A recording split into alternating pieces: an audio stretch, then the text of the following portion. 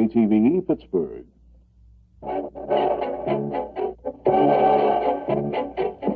And now, Eyewitness News with Bob Perkins, Patrick Emery, Bill Curry, Bob Kudzma, and the Eyewitness News team. Well, the Pittsburgh Pirates brought the long season to a victorious close today as they captured the National League pennant. With that story, our sports director, Bill Curry. Bill? Bob, it was a carrying on time at Three Rivers Stadium this afternoon. The score was 9-5 in a wild and woolly game that brought the Pirates their first pennant since 1960. Before we talk anything else, let's get into the spirit of the thing and see exactly how it looked as the game ended. Over Takes the lead at first base. Justice delivers to the plate. There's a bounding ball down to Hebner. He's up with it. The throw to first base. The ball game is over. The Pirates are champions of the National League.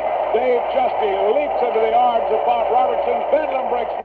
Well, that's how it was. You know, I could smell the mothballs on the Giant uniforms when they came on the field today.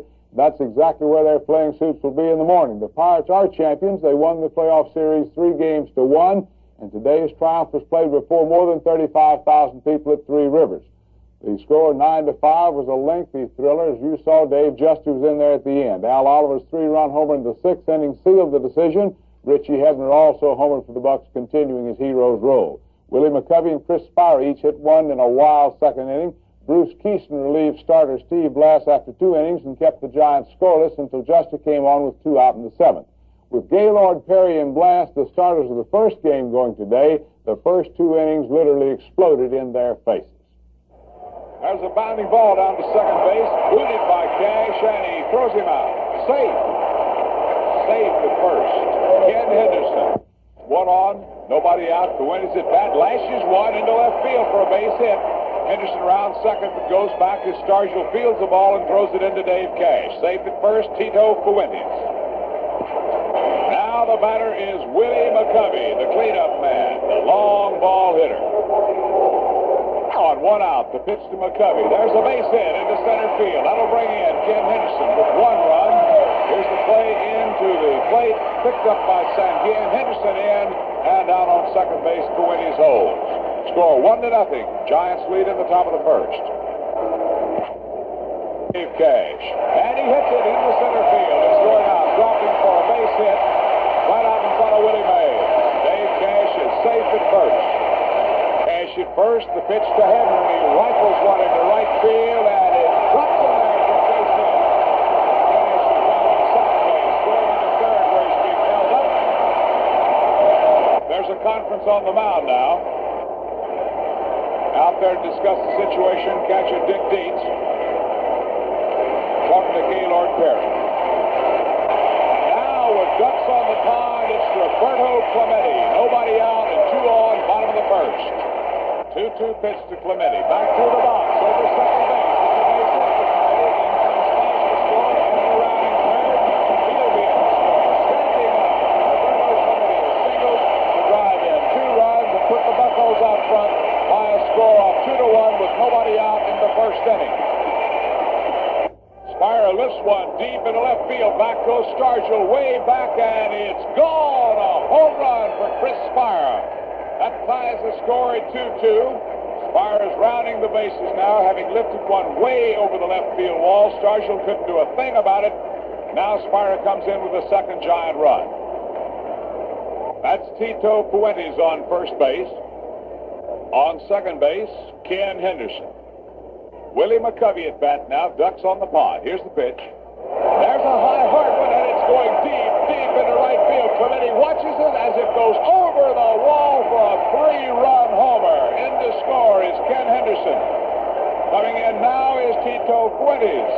And of course, ambling around third base, not much for speed, but he doesn't need it in this case. Willie McCovey just blasting a 3-run homer over the right field wall. You see on the scoreboard it's 5-2, the Giants lead.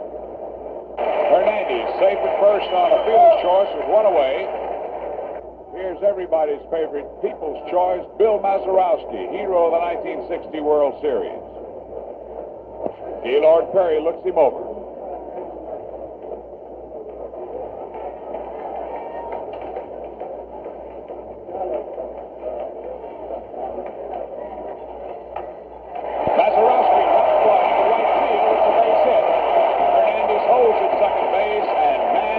into first with a pinch single, batting for Blast. And that brings on Richie Hebner, hero of yesterday's ball game, who had a double in the first inning.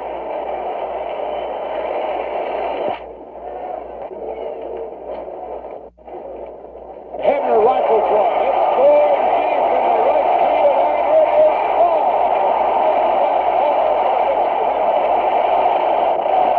That ties it up. Mazarowski has scored, Hernandez has scored, and here's Hebner.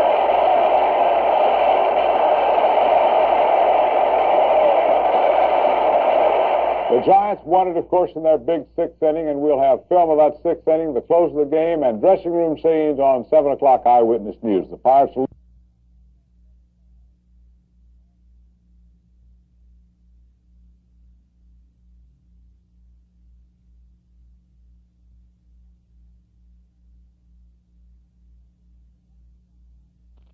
Well, Patrick, by now, perhaps everybody has cooled down, at least to the point of sanity, but the fact is that the Pirates are champions of the National League, and the climax came today when they beat the Giants 9-5 in a rock'em sock'em game at Three Rivers Stadium to win the championship 3-1. The game had everything. Home runs by Richie Hebner and Al Oliver, a great relief stint by Bruce Keeson, and a final save by fireman Dave Justy. There was even a pinch hit by 1960 World Series hero Bill Mazarowski, which was an integral part of the sixth-inning uprising in which Oliver homered for the clinching 3 runs. At the end of 2, it was tied 5-5, and then came the Pirates' 6. Cash rifles one into right center field. It may be in for extra bases. No, cutting it off in center field is Willie Mays holding Cash. The batter now is Richie Hebner with a double and a home run to his credit today. Hebner unloads one and handcuffs McCovey. He scoops it up and tags Hebner out. Cash has moved into second base. Clemente drives one through the box on an 0-1 pitch, and here comes Dave Cash in with the 6th Pirate run. That provokes a conference on the mound. The infield is pulled in except for Fuentes. And we have manager Charlie Fox out there to talk to Gaylord Perry. And that may be all for Perry. The new pitcher for San Francisco is Jerry Johnson, who has a season record of 12-9. There's Roberto Clemente on second base as a result of a pass ball. Now they're giving Willie Stargell an intentional base on balls.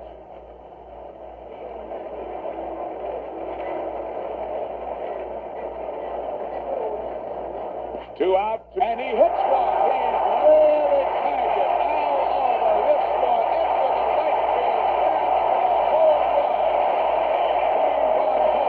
homer. In comes Clemente, followed closely by Willie Stargell, and Al Oliver moving back has brought in 3 more Pirate runs, making it now a 9-5 ball game. Al Oliver drives one, bringing in 3 more runs. It's the top of the 9th inning, 3 outs away from a National League pennant. 1, 2, 3. If Dave Justy can put him down, the flag will fly here at Three Rivers Stadium. Tito Fuentes lifts a pop fly behind third base. Hebner motions the crowd away and leaps into the stands, trying to catch it and did. A great catch by Richie Hebner for out number 1. Willie Mays has been given a base on balls by Dave Justy with 1 down in the 9th inning to bring up the Giants' Willie McCovey. Swinging him in, and he struck him out. Takes the lead at first base. Justy delivers to the plate. There's a bounding ball down to Hebner. He's up with it. The throw to first base. The ball game is over. The Pirates are champions of the National League. Dave Justy leaps into the arms of Bob Robertson. Bedlam breaks. You were a big bat in the last 2 games with the Giants. How do you feel about the series as a whole? I feel very good. We won, number 1, and number 2, I started coming back hitting. I didn't since I got out of the hospital. I think on September 1st, I wasn't hitting nothing. Even the hits I was getting, it seemed like they were just looping in. And just glad I helped out the club and I hit the ball. This is the best I've hit the ball since I got out of the hospital. I felt like I hit the ball 5 I was up 5 times. Felt like I hit the ball 5 good times, and anytime you hit the ball good, that's you get your stroke back. And today I feel like I had the beginning half of the season when I really was going good. Do you feel like you're going to continue this type of hitting into Baltimore next week? Well, I'm planning on it. I hope, help of God, I do. I don't want to lose it now, but I just hope everything works out. We'll be in Baltimore Saturday and Sunday, and I don't like to predict anything, but we'll just do our best and see what happens. They're going to throw 4 20-game winners at you probably right away. How do you feel you do against those people? Well, Perkins and Jenkins, I think, won 20 games, 22 games, and I think we beat him 3 or 4 times. So we can be 20-game winners. We got too much ability in this ball club, and of course anything can happen in a a series like that. But we've gone so far now, we're not going to quit now, and I don't think Stodge will continue what he did in the playoffs. I just hope he has a hot World Series bat. Greatest save of my life, it really was. I've always dreamed ever since I was 11 years old to be in a World Series game, and this has got to be the greatest thrill and the greatest save of my life, no question about it. I remember when I was 11 years old, we won our first championship in this Qantas League, and I thought right then and there, after that, that I was destined, or at least I would try to get into a World Series somehow. And this is the drive that I had all through my career in high school and college and in professional baseball. And didn't think it was going to arrive, but finally it has arrived, and I'm very thankful for it. I tell you, the home run felt great, because the main reason was like, I think it was about the third or fourth inning, a ball was hit in left center field that was a misplay on my part and also Sargent's part, but and after a while I was down in the dumps, I said to myself, well, I got to do something today to make up for it. And like when Hebner hit the home run to try to score, Sargent came back in the dugout and said that he said, Scoop, he said, one of us is going to do it today. And so thank God it turned out that way.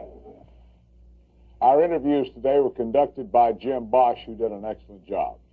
Say, you reckon how come all the playoff games, the championship series is played in the daytime? We had 35,000 today, which wasn't capacity, and night baseball was developed, I think, to make it possible for more working people to attend the game. Now along comes a big playoff series with a pennant at stake, and they move it to the afternoon. Now, it's a cute story about how little Johnny develops buck fever and has to stay out of school seeking the therapy of Three River Stadium for his ailment. But Johnny's daddy works for a mean scrounge who would have a gurgling seizure if people laid off the job for a ball game. Well, I can go to the ball game anytime because that's how I get my $50 a week. But if I laid out a day to play golf, all of a sudden they'd have the excuse they've been looking for to fire me. So I don't play much golf. Except for the fact that his sublime coonship, Czar Bowie I, the sublime potentate of all baseball, has a hand in setting up the playoffs. The playing in the daytime would just be incomprehensible. But so long as His Ragged Highness presides, there's no telling what may happen. Playing a World Series game at night is the most intelligent innovation in years, except for the fact that they've extended the season so long there could be an onset of cold weather. Wonder how many of you did not see today's game because of the daytime schedule.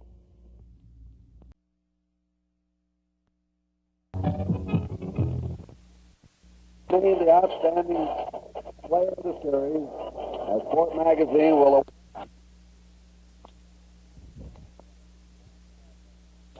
The Dodge Charger is the outstanding player. And now let's go down to the Pittsburgh clubhouse, the world champions. Thank you very much, Kurt Gowdy. Well, here they are, a very hilarious group of people. The Commissioner of Baseball, one of the owners, Thomas B. Johnson, and, of course, Danny Galbraith, Steve Blass, the winning pitcher. This place is pandemonium as the Pittsburgh Baseball Club came on to do it. And, Commissioner, this has been a great World Series. Right. And I know you have a presentation you'd like to make, sir, at this time. Yes, sir, I do. Danny? Danny Murtaugh stepping in here with Commissioner Buickon. See if we can handle this.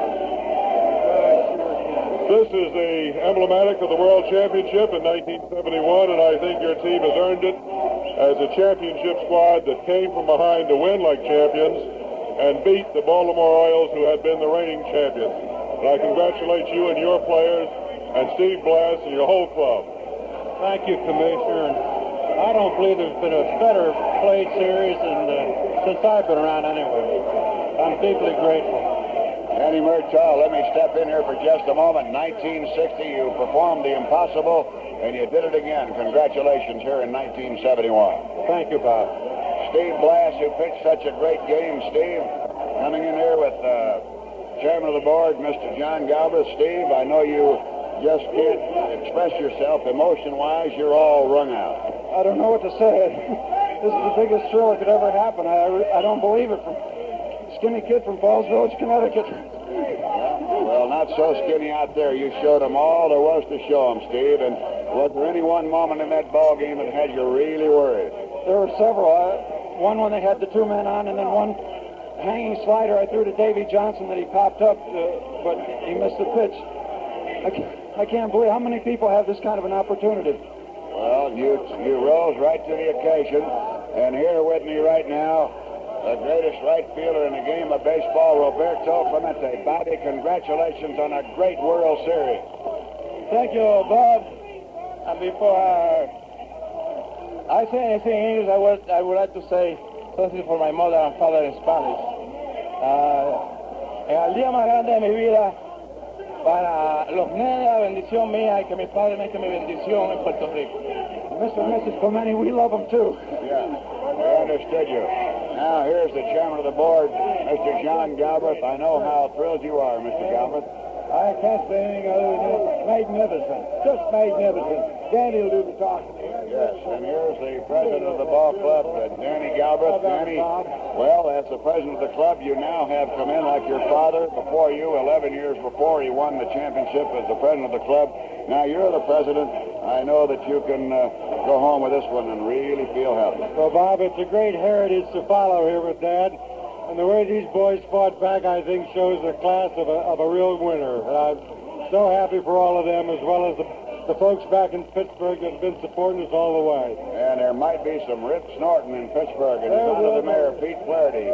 Your Honor, I know how thrilled you are at this. Well, we're very excited. The players deserve great credit. They got off the floor and they brought this championship to Pittsburgh, and they deserve all the credit in the world. All right, may I present to His Honor the Excellency, the Governor of the Commonwealth of Pennsylvania, the Honorable Milton Shaft. Oh, yes. Boy, this is some day. I can't even talk. It's just yelling so high. Well, it was a real great one. There's no question about that. And now we have Bruce Keeson. And Bruce, you're going home now. You were a victor in one of the games here, and you're going home by do arrangements with the Baltimore Club of the chartered aircraft and a helicopter to get married tonight. Congratulations to you. It'll be a happy wedding night in a lot of ways. All right, thank you, and thank you for everything you've done, too. You had a lot to do with it, I'm sure. All right, that's Bruce Keeson. Now we'll send it back up to Kurt Gowdy.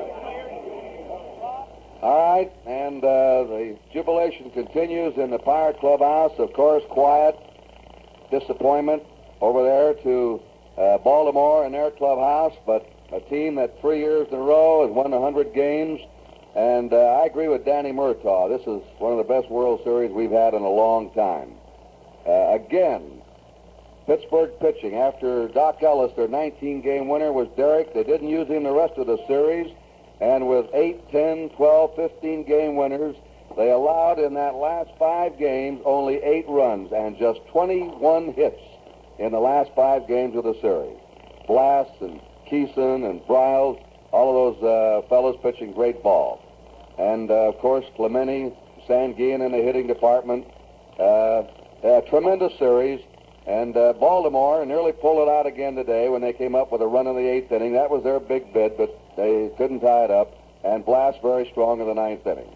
So the Pirates, after losing the first 2 games, come back to win the World Championship. And our final score here today is Pittsburgh 2 and Baltimore 1. And now this is Kurt Gowdy, Chuck Thompson, Tony Kubek, and Bob Prince saying that the 7th game of the 1971 World Series has been brought to you by Chrysler Corporation. Extra care in engineering. Your host today, your local Dodge dealer. By the 2-bladed razor, the new Gillette Track 2 twin-blade cartridge shaving system. And by Phillips 66, the performance company. At Phillips 66, it's performance that counts.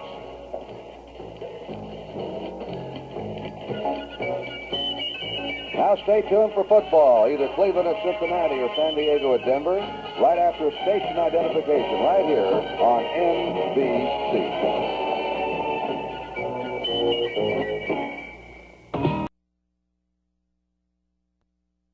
The outstanding player of the series, as Sport Magazine will.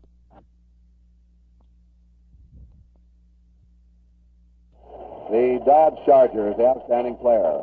And now let's go down to the Pittsburgh clubhouse, the world champions. Thank you very much, Kurt Gowdy. Well, here they are, a very hilarious group of people. The Commissioner of Baseball, one of the owners, Thomas B. Johnson, and, of course, Danny Galbraith, Steve Blass, the winning pitcher. This place is pandemonium as the Pittsburgh Baseball Club came on to do it. And, Commissioner, this has been a great World Series, and I know you have a presentation you'd like to make, sir, at this time. Yes, sir, I do. Danny? Danny Murtaugh stepping in there with Commissioner Buickon. See if we can handle this. This is the emblematic of the World Championship in 1971, and I think your team has earned it as a championship squad that came from behind to win like champions and beat the Baltimore Orioles, who had been the reigning champions. And I congratulate you and your players and Steve Blass and your whole club. Thank you, Commissioner. I don't believe there's been a better played series since I've been around anyway. I'm deeply grateful. Danny Murtaugh, let me step in here for just a moment. 1960, you performed the impossible, and you did it again. Congratulations here in 1971. Thank you, Bob. Steve Blass, who pitched such a great game. Steve, coming in here with Chairman of the Board, Mr. John Galbraith. Steve, I know you just can't express yourself emotion-wise. You're all wrung out. I don't know what to say. This is the biggest thrill that could ever happen. I don't believe it.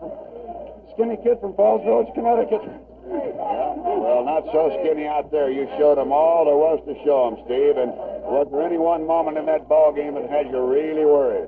There were several. One when they had the two men on, and then one hanging slider I threw to Davy Johnson that he popped up, but he missed the pitch. I can't believe how many people have this kind of an opportunity.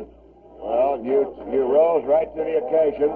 And here with me right now, the greatest right fielder in the game of baseball, Roberto Clemente. Bobby, congratulations on a great World Series.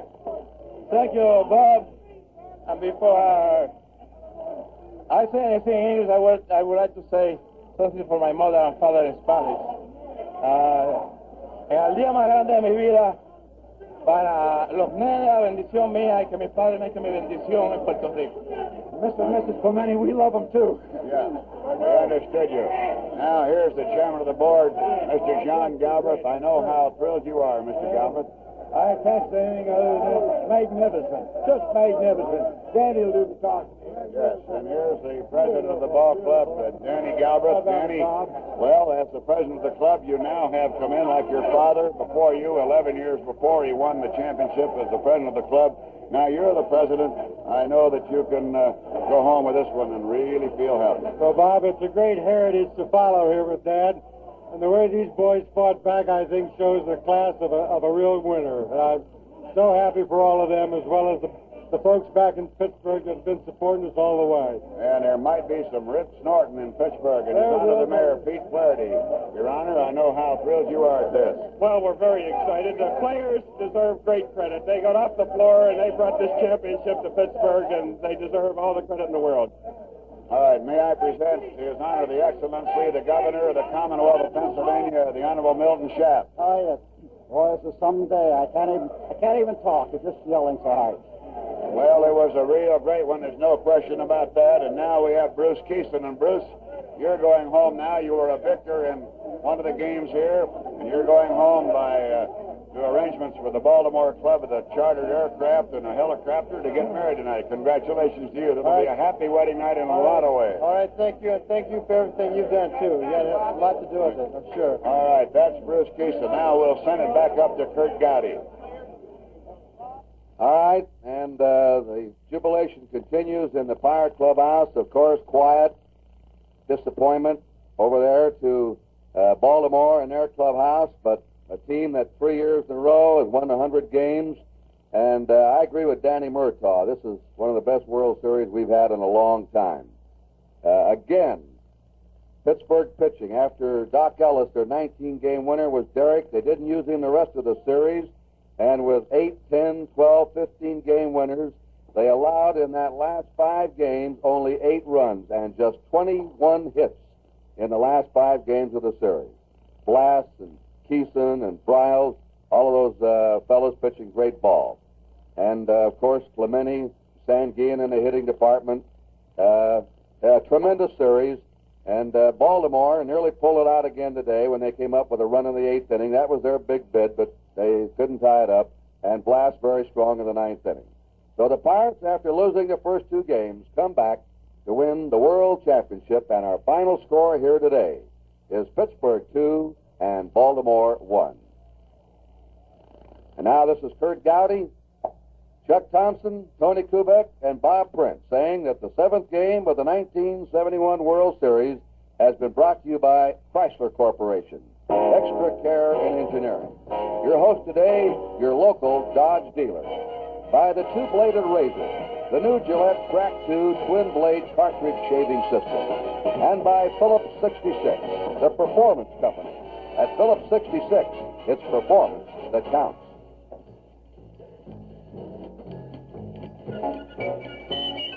Now stay tuned for football, either Cleveland at Cincinnati or San Diego at Denver, right after station identification, right here on NBC.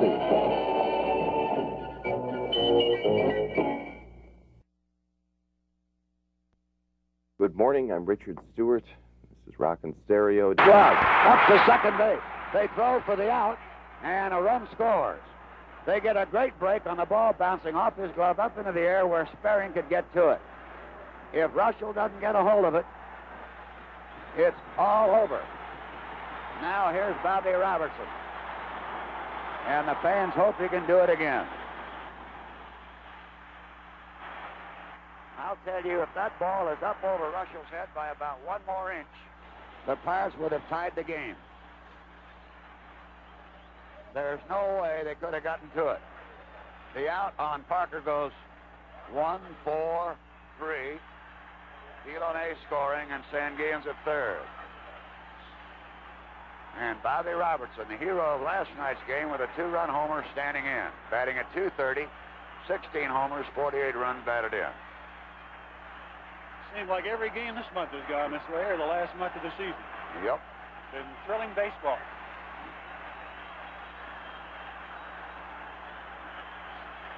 Russell will wind up. The outfield will way around to the left and deep.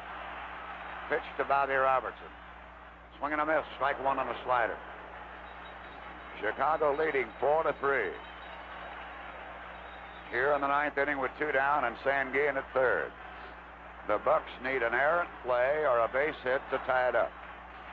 The long one would win it.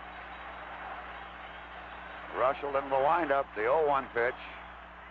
Upstairs, and Russell did not like that call. He thought he had a strike. Ball 1 and strike 1. Oh, Parker came within a fraction of an inch of tying up the ball game. Just enough that he could deflect it. 1-1. Ball outside, almost threw it away. Swisher made a great save, or the game would have been tied on a wild pitch. Ball 2, strike 2. He hasn't thrown him a fastball yet. Nope. Ball 2 and strike 1. Sanguin at third. Here's the 2-1 pitch to Robertson. High, ball 3. And Russell is griping now with the plate umpire, and he's all over Kibler. 3 balls and a strike. And now the Swisher apparently is on Kibby, too, because there's some jawing going on down there.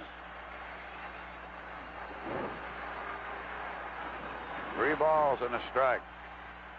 Here's the 3-1 delivery to Robertson. He calls a strike 2, and it's 3-2 now.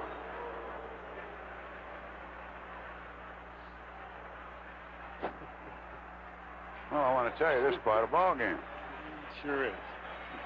Ball 3 and strike 2. 2 out. 4-3 in the 9th inning. Pitch to Robertson. And a foul back. Bobby just got a piece of it.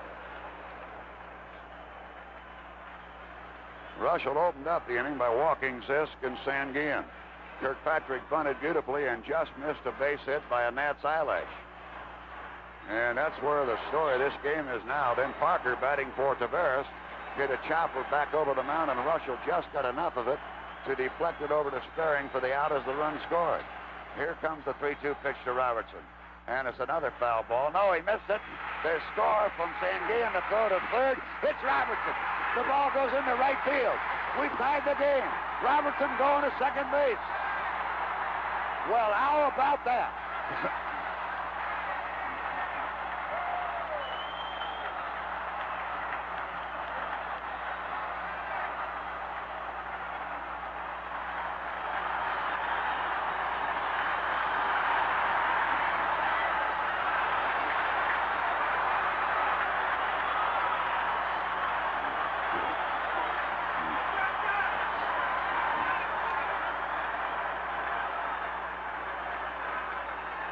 Well, I got to tell you, the Pirates have come out and asked everybody to be calm. Don't throw anything. Now, let me recap this for you. Robertson swung and missed, strike 3. And the ball got away from the catcher, Swisher. And it'll be a strikeout, a pass ball, and then what happened, Swisher appeared to be confused because he didn't throw right away. Meanwhile, Sanguin scored the tying run. When Swisher did throw, he hit Robertson right in the back of the head. And the ball went on down the right field line, and Robertson went into second with the error. So you put down a strikeout. You put down a pass ball. And you also put down an error on the catcher, putting Robertson up at second. Now you move Augustine in to run for Robertson. And you put Sanguin in to score on the pass ball. And the game is tied at 4-4.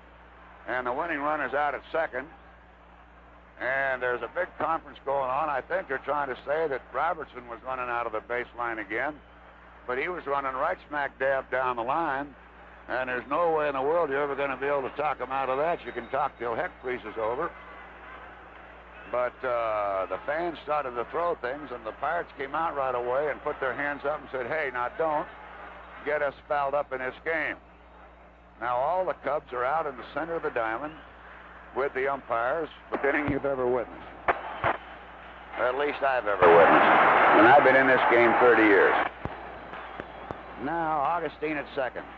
If Stennett gets a base hit and the Pirates will win this, I won't have to say anything to you. You'll know by the roar. All right, Russell ready. The pitch. Foul back. Just imagine the heartbreak of Russell. He struck out the pinch batter Robertson for what should have been the game retiring out. And a pass ball, the heartbreak of Swisher, for having the ball get away from him. And then the delay of holding onto the ball. And then when he did throw it, he hits Robertson, which allows Sanguin to score and Robertson to go to second, with what now is the winning run in the form of Augustine. Here's the 0-1 to Stennett. Swinging a miss, strike 2, and he's trying to kill it. The youngster's adrenaline is flowing a little more than it ought to be. Well, I don't know whether it ought to be or not. I think it's flowing. Why shouldn't it be? He's trying to kill it. Mine isn't at all. I'm the calmest guy in the group. No balls. 2 strikes to Stennett. The pitch. He bounces one hopper back to Russell, who throws for the out. But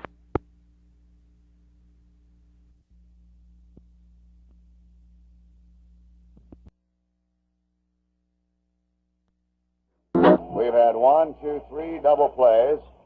Now's the time for the biggest Hoover of them all. Bring out the vacuum.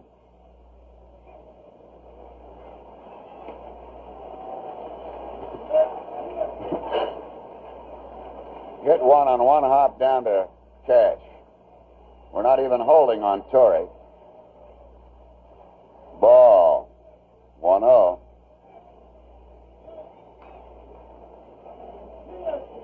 Houston batting in the 9th. The Giants leading there 3-1. The Dodgers have lost 4-1. We lead here 5-1. 1 out, 1 on in the 9th. Strike.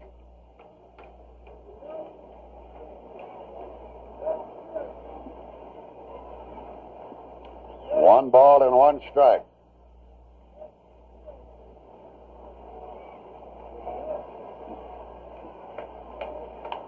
Hop up. Sandian getting under it. Now goes the mask. Plop goes the ball. And 2 away. We're 1 out away from repeating the National League Eastern Championship. And it'll be Joe Haig who pinch hit in the 7th inning, standing in. If we win this game, watch the pandemonium break loose on the field with our buccos, and stay right with us and join us in the Pirate locker room. Nobody holding on Torrey. Strike 1 to Haig.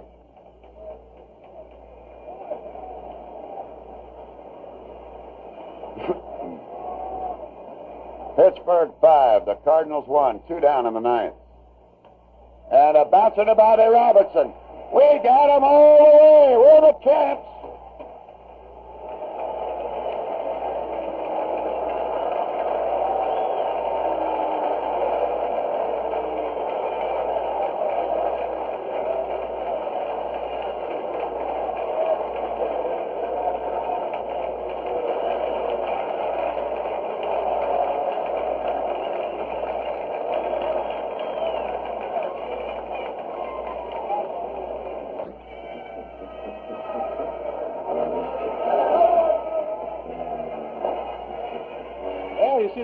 Congratulations, Pirates, champs of the National League East. Enjoy your sparkling liquid. We're going to do that, and good luck in the playoff and the World Series.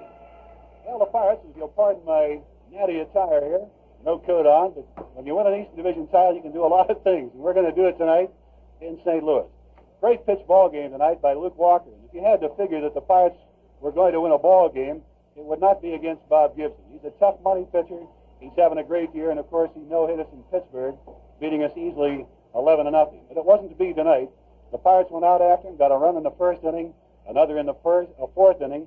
The Cardinals got their only tally in the 1st. It came on an error, and Luke Walker just pitched excellent baseball. He allowed only 4 hits over the first 6 innings, and then Dave Justy, a fitting climax to another great year by the excellent relief pitcher, and he had to enjoy pitching another save against the Cardinals, a ball club that traded him away. It's his 29th save of the season, and the Pirates won it by the score of 5-1. We were down in Florida.